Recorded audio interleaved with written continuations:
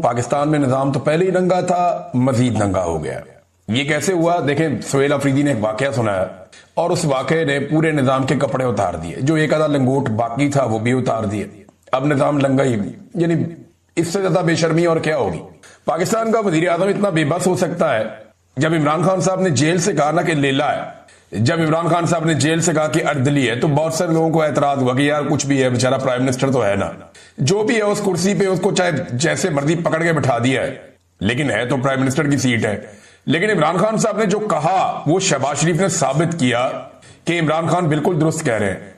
इमरान खान ने माजी में कहा था कि ये पाकिस्तान की इज्जत को खाक में मिला देंगे, पाकिस्तान की खारजा पॉलिसी को गिरवी में रख देंगे, ये मईशत को तबाह कर देंगे और ये इसराइल को तस्लीम कर लेंगे।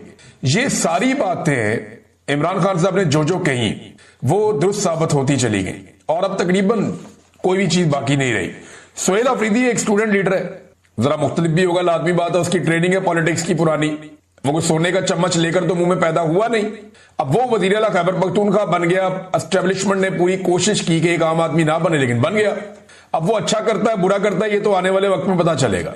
सुहेल अफरीदी के सामने इम्तिहानात बहुत बड़े हैं और सफर बड़ा लंबा है। देखना यह है कि सुहेल अफरीदी कितनी कोशिश करते हैं और कर पाते हैं या नहीं। इन सवालों के जवाब हमें आने वाले वक्त में मिलेंगे। मगर शहबाज शरीफ साहब ने टेलीफोन किया सुहेल अफरीदी को, ये उन्होंने बताया अडियाला जेल के बाहर पहुंच के। एक तो सुहेल अफरीदी जब अडियाला जेल के बाहर पहुंचे तो इमरान खान साहब से उन्होंने मुलाकात करनी थी। एक दिन पहले उन्होंने हलफ लिया और अगले दिन पहुंच गए इमरान खान साहब से मिलने के लिए। काबीना बनानी है, काम करना है, लीडर से पूछेंगे क्या करना है। तो जब वो पहुंचे वहां पे तो उनको मुलाकात नहीं करवाई गई। अडियाला के दरवाजे वजीर आला खैबर पख्तूनख्वा के लिए नहीं खोले गए। अब ये दरवाजे खुलवाने के वजीर आला के पास 100 तरीके होते हैं, लेकिन सुहेल अफरीदी ने कहा जी मैं पहले सारे कानूनी तरीके इख्तियार करूंगा, मैं अदालत में जाऊंगा, मैं दरवाजा खटखटाऊंगा, जो जो आईनी और कानूनी फोरम है उन तमाम के ऊपर मैं दरखास्त करूंगा कि मेरी इमरान खान से मुलाकात करवाई जाए। फिर भी नहीं होता तो जो पुरअमन एहतजाज का मेरा एक अपना हक है वो फिर मैं इस्तेमाल करूंगा, और वो हक जो है उसके बहुत सारे तरीके हैं। और खैबर पख्तूनख्वा का वजीर आला, एक सूबे का वजीर आला, ये मुमकिन नहीं है कि उसकी इमरान खान से मुलाकात ना हो। अगर वो करना चाहे तो वो टेढ़ी उंगली से घी निकाल सकता है, ये हम सारे अच्छी तरह जानते हैं। अब एक बड़ी अजीबोगरीब बात बताई सुहेल अफरीदी ने। उसने कहा जी मुझे शहबाज शरीफ का फोन आया था, तो शहबाज शरीफ ने मुझे मुबारकबाद दी। अब इस पे ना कुछ खबरें आई हुई हैं कि वजीर आजम ने फोन किया और मुबारकबाद पेश की और नेक तमन्नाओं का इजहार किया और उन्होंने कहा मुल्की वफाक में वफाक नए वजीर आला के साथ मिलकर चलने को तैयार है। ये सारा कुछ जो है, हालांकि इससे पहले इसको रोकने की बड़ी कोशिश की। यही शहबाज शरीफ के जो इंफॉर्मेशन मिनिस्टर ना है, बाकी लोगों ने मिलकर प्रेस कॉन्फ्रेंसें की, कभी नहीं बनने देंगे, हम देखते हैं कैसे बनता है। बड़ी बड़ी इन्होंने जमीन आसमान के कलाबे मिलाए और वही मिलिट्री एस्टेब्लिशमेंट के कहने पे। लेकिन हुआ क्या? वो बन गया। अब जब बन गया तो उसको मुबारकबाद का फोन किया। ये आत्मा में हुज्जत है।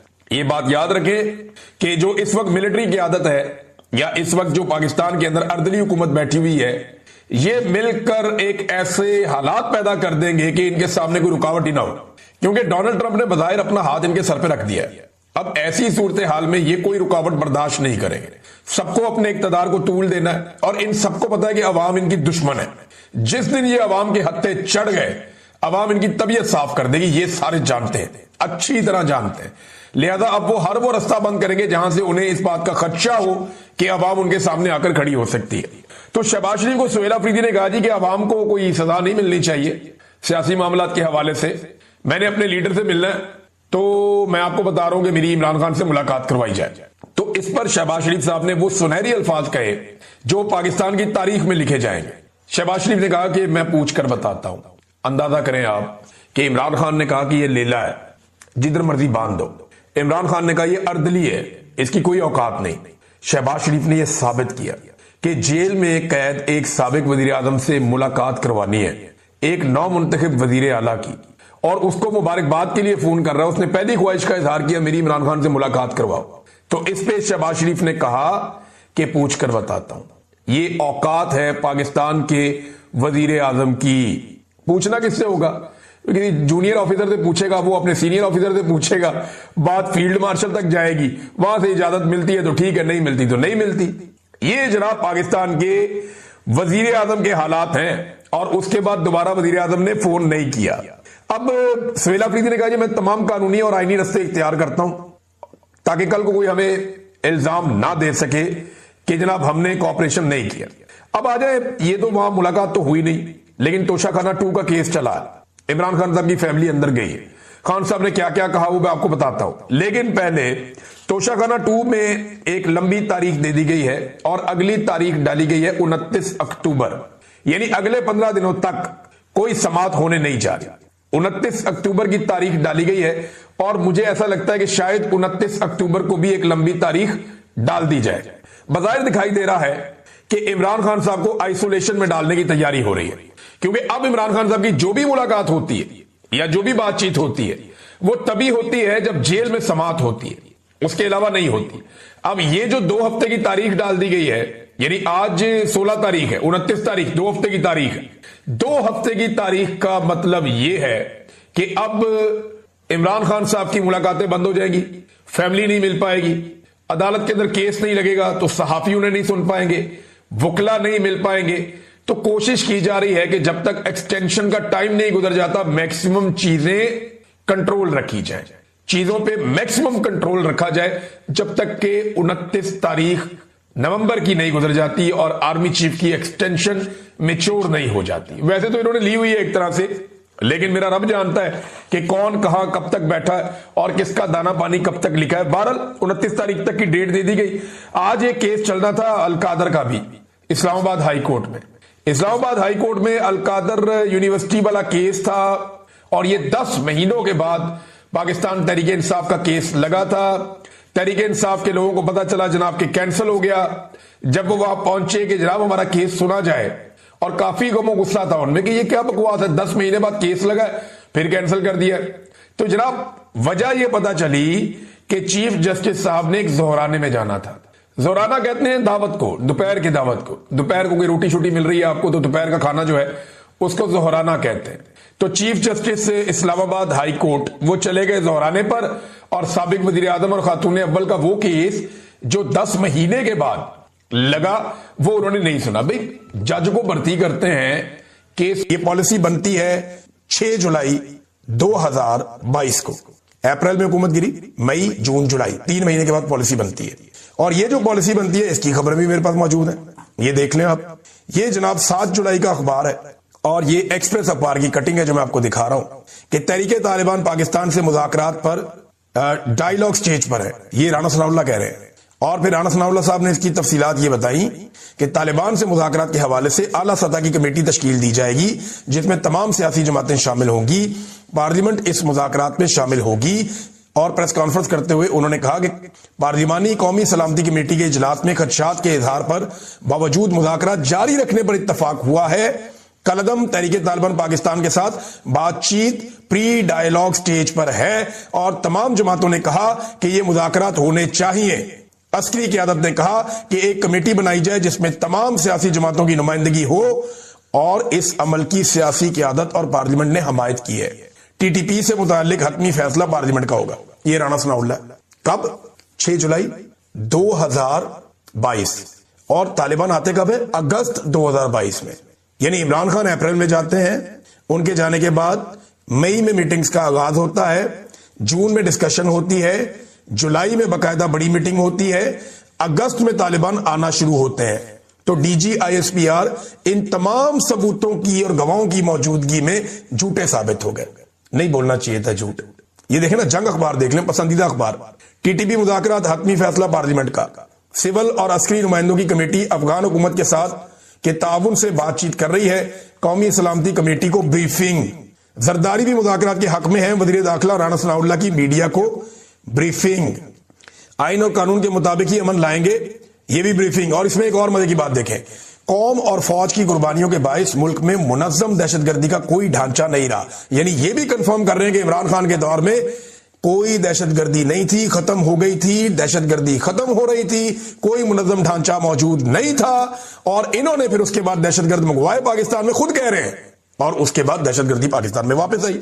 ثابت ہو رہا ہے، میں تو نہیں کہہ رہا، یہ تمام اخبارات میں لکھا ہوا ہے۔ پہلے یہ کہتے ہیں جناب دیکھ کر کون کہتا ہے خارجیوں اور دہشت گردوں سے بات کرنی چاہیے؟ بھئی بات کرنے کا تو آغاز آپ نے کیا، ایک ایک بندہ ڈی جی صاحب گواہی دے رہا ہے کہ جنرل باجوہ چاہتے تھے بات چیت کرنا اور انہوں نے آغاز کیا تھا. عمران خان کا سٹیٹمنٹ نکال کے دکھا دیتے ہیں آپ کو. وہ کہتے ہیں 2021 میں اس وقت کی فوجی قیادت نے ہتھیار پھینکنے والے دہشت گردوں کو واپس بسانے کا منصوبہ پیش کیا تھا. اور عمران خان صاحب نے یہ کہا تھا کہ یہ 35-40 ہزار لوگ ہیں جن میں دہشت گرد ہیں, ان کی فیملیاں ملا کے یہ 35-40 ہزار لوگ ہیں. ان میں کچھ 5,000-7 ہزار کے قریب وہ لوگ ہیں جو مسلح ہے, دہشت گرد ہیں. وہ اگر ہتھیار پھینک کے آتے ہیں اور معاملہ حل ہوتے ہیں افغانستان کے ساتھ مل کے مقامی قیادت اور جرگے وغیرہ مل کے کرتے تو ٹھیک ہے, کر لیں, لیکن لوگوں کو اعتماد میں لیے بغیر یہ نہیں ہوگا. اور پھر عمران خان صاحب کے دور حکومت میں جب اس کے اوپر ڈسکشن کی گئی تو یہ ریجیکٹ ہو گیا فارمولا. یہ بتا رہے ہیں منصوبہ پیش کیا گیا مگر اس منصوبے کو خیبر پختونخوا اور قبائلی علاقوں کے ہمارے منتخب نمائندوں نے مسترد کر دیا تھا. اس منصوبے پر ہمارے دور میں عمل نہیں ہوا. لیکن اب حقائق کے برعکس تحریک انصاف کی حکومت پر یہ سراسر جھوٹا الزام لگایا جا رہا ہے. ملک میں دہشت گردی اس دور میں بسائے گئے دہشت گردوں کی وجہ سے پیدا ہوئی ہے جو اسی دور میں بسائے گئے ہیں. قوم کو بتایا جائے کہ کون سے دہشت گرد کب کہاں اور کیسے بسائے گئے. یہ عمران خان صاحب کا ایک دن پہلے کا سٹیٹمنٹ ہے. ایسا لگتا ہے عمران خان کو ایک دن پہلے پتا چل جاتا ہے کہ D G I S P R کیا کرنے والے ہیں. ایک دن عمران خان نے اسی D G I S P R کو ایک بات کہی تھی. تحریک انصاف نے اس کو آج اس دن کی مناسبت سے ایک مرتبہ پھر لگایا دوبارہ. عمران خان نے کہا تھا کہ دیکھیں آئی ایس پی آر صاحب میری بات ذرا غور سے سنیں, بلکہ آپ عمران خان کے منہ سے سنیں عمران خان صاحب نے کیا کہا تھا اس وقت. دیکھیں آئی ایس پی آر صاحب میری ذرا غور سے بات سنیں. آپ جب پیدا بھی نہیں نہ ہوئے تھے تب میں اپنے ملک کو دنیا میں ریپرزینٹ کرتا تھا. میں نے اپنے ملک کا دنیا کے اندر سر اوپر کیا, عزت دلوائی اپنے ملک کو. اٹھا کے دیکھ لیں, آپ بھول گئے ہوں گے, آپ پیدا نہیں ہوئے ہوں گے, ذرا پتہ چلوا لیں کہ عمران خان نے کیا پاکستان کی دنیا میں عزت اوپر کیا نیچے کی. یہ عمران خان صاحب نے D G I S P R کو کہا تھا کہ جناب آپ پیدا بھی نہیں ہوئے تھے تب میں نے پاکستان کا نام روشن کیا تھا, مجھے آپ یہ نہ بتائیں. اور ایک چیز میں آپ کو اور بتاتا ہوں, یہاں پہ ایک بریفنگ دی تھی 5 جولائی 2022 کو آرمی چیف جنرل باجوہ نے, D G I S I general Nadeem Anjum نے اور corps commander Peshawar general Faiz Hameed نے پارلیمنٹیرینز کو یہ بتایا تھا کہ طالبان سے ہمارے مذاکرات جاری ہیں. اور اس وقت عمران خان کی حکومت ختم ہو گئی تھی. یہ عمر ایوب صاحب نے دوبارہ سارا واقعہ بتایا. اور کیونکہ پی ٹی آئی استعفے دے کر چلی گئی تھی, مراد سعید نے آج بہت بڑے بڑے پول کھول دی اور ہر چیز نکال کے سامنے پھینک دی. اب مراد سعید کو جواب کوئی دے نہیں سکتا. وجہ یہ ہے کہ یہ سب اس کے ساتھ ہوا ہے اور وہ اس چیز کا گواہ ہے. یہ کیوں ڈھونڈتے ہیں مراد سعید کو, یہی تو وجہ ہے. انہوں نے کہا جی آج بلا کر D G I S P R نے اقبال جرم کر لیا, پختونخوا میں جان بوجھ کر دہشت گردوں کو جگہ دی گئی ہے اور سخت سے سخت سزا دینی چاہیے اس اعتراف جرم کے بعد. انہوں نے کہا کہ اکتوبر 2021 میں فوج نے بہت کوشش کی کہ مذاکرات کے نام کے اوپر آباد کاری کی جائے, ان کو لایا جائے یہاں پہ اور نئی جنگ شروع کروائی جائے اور سارا ملبہ عمران خان پہ ڈالا جائے.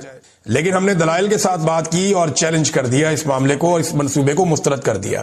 یہ مراد سعید بتا رہے ہیں, یہی بات عمران خان کہہ رہے ہیں اور یہی سارے حقائق اخبارات ہر چیز یہ بتا رہی ہے. پھر انہوں نے کہا رجیم چینج کے اگلے مہینے پی ڈی ایم کو اس منصوبے پہ بریفنگ دی گئی. ہمارا تو رجیم تبدیل ہو گیا اپریل میں 2022 میں. پھر مراد سعید کہتے ہیں کہ وہاں پہ اپنے وینٹیلیٹر حکومت نے کوئی گنجائش ہی نہیں تھی, انہوں نے کوئی مزاحمت نہیں کی. تو وزیر داخلہ نے باہر آ کر اس منصوبے کے حق میں ٹویٹ بھی کر دی اور بیانات بھی دے دیے اور افغانستان ایک وفد بھی بھیج دیا گیا. اور ہم نے یہ پوچھا کہ 80,000 لوگ شہید ہو گئے ہیں, یہ آپ کیا کر رہے ہیں. انہوں نے کہا جی مجھے ہی دھمکایا گیا, میں آواز اٹھاتا رہا. ڈی جی صاحب آپ کا ہی ادارہ مجھے فون کر کے کہتا ہے سٹے آؤٹ آف اٹ, اس سے باہر رہو اس معاملے سے. میں نے جواب دیا 80,000 شہداء کے بعد اپنا امن تباہ نہیں ہونے دوں گا. جس طرح انسانی جانوں پر آپ بیانیاں بنا رہے تھے بالکل اسی طرح آپ کے ادارے نے پریس ریلیز اس وقت جاری کی جب میں نے کہا کہ دہشت گرد آ رہے ہیں. مراد سعید بتا رہا ہے کہ جب مراد سعید نے کہا کہ دہشت گرد آ رہے ہیں پاکستان میں, اس وقت فوج نے پریس ریلیز جاری کی اور یہ کہا کہ دہشت گردی کی واپسی کی خبر جھوٹی ہے. وزیر داخلہ نے بھی اس کو پروپیگنڈا قرار دیا جب مراد سعید نے یہ معاملہ اٹھایا. پھر مراد سعید نے بتایا کہ انہوں نے عوامی تحریک چلائی اس وقت, تو آپ ہی کے ادارے نے فون کر کے کہا کہ 48 گھنٹے میں دے دیں, ہم یہ بندے واپس بھیج دیتے ہیں. اور حیران کن طور پہ یہ بندے سوال سے 48 گھنٹوں میں نکل گئے. اچھا اس وقت میری مراد سعید سے بات بھی ہوئی تھی جب مراد سعید نے مجھے بتایا تھا کہ مجھے 48 گھنٹے کا ٹائم میرے سے مانگا گیا اور بھائی لوگوں نے مانگا ہے. بھائی لوگ بولتے ہیں ان کو آئی ایس آئی والوں کو اور فوجیوں کو, انہوں نے میرے سے 48 گھنٹے کا ٹائم مانگا ہے اور یہ کہہ رہے ہیں کہ سوات سے یہ طالبان نکل جائیں گے, ٹی ٹی پی واپس چلی جائے گی.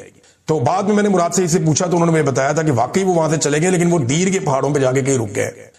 یہاں پہ بھی مراد سعید نے یہ کہا, انہوں نے کہا جناب بعد میں دیر کی پہاڑوں تک پہنچے, میں نے پھر احتجاج کی کال